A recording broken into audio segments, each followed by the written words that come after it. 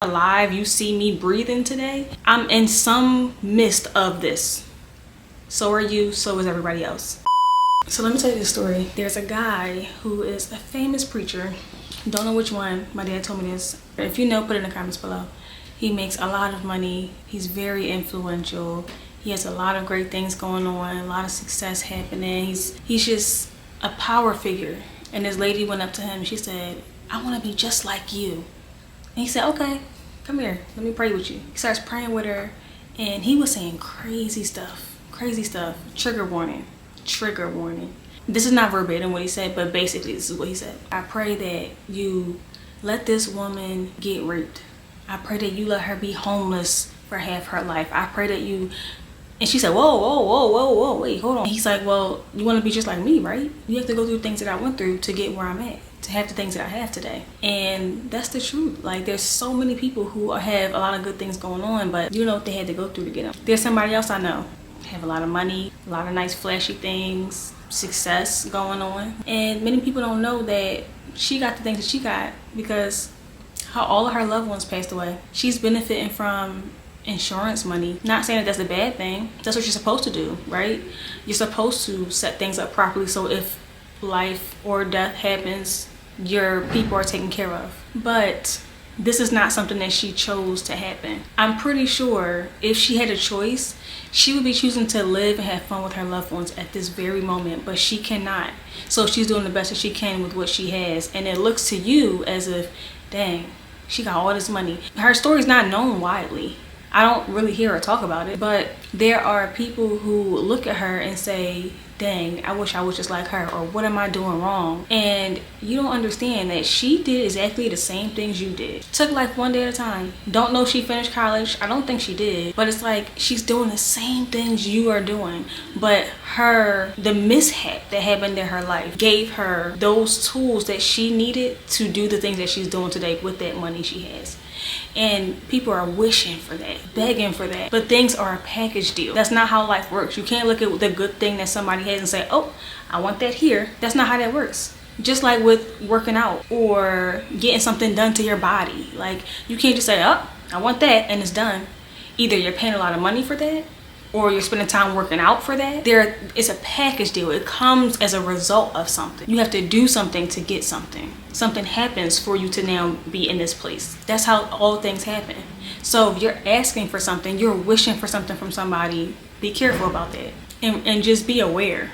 That's all. Like, we can be inspired by people. I'm inspired by people every day. I like giving credit when it's due. I like looking at other people's successes and things, but you have to be aware. That's all. Be aware of what could come with it. Be aware that you don't know everybody's 100% story, and you don't want to be begging for something that you know nothing about. There's a lot more about people that we don't know than what we think we do know. And let me just flip the story on you like this. So a lot of people, they see everything in their life that's going wrong, all of the hard things they're going through, all of the bad things that's happening to them, how hard it is, how tough it feels. And you don't look at other people that way. That's crazy, because you look at the nice car she has, you look at the nice house that he has, you look at how happy this person seems, you look at how well this person talks on YouTube, you're looking at the overall family you want to have, you're looking at the relationships, all types of stuff, right? And you don't know what trouble they had to go through to get there. All ups come with downs. All of them. If it's not after, it happens before. But all ups come with downs. That's what life is. Life is a bunch of this. To only look at the positives and the great things that other people have, because what you're looking at when you see things that you admire about people or that you wish that you had, what you're really doing is you're looking at the highlights and the best parts of their mess. That's what you're looking at, because everybody has mess. Everybody has things going on, because that's what life is. If we're alive, you see me breathing today, I'm in some midst of this. So are you, so is everybody else.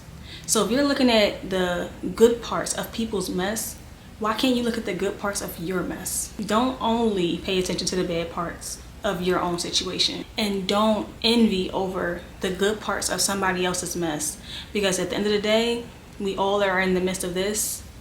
You don't know what they had to go through to get to what they have, and you have some things that other people are looking at you wishing that they had. There's some level of privilege and success that you have as well. And you need to really, really go back, reflect, ground yourself, and be grateful for where you are, what you have.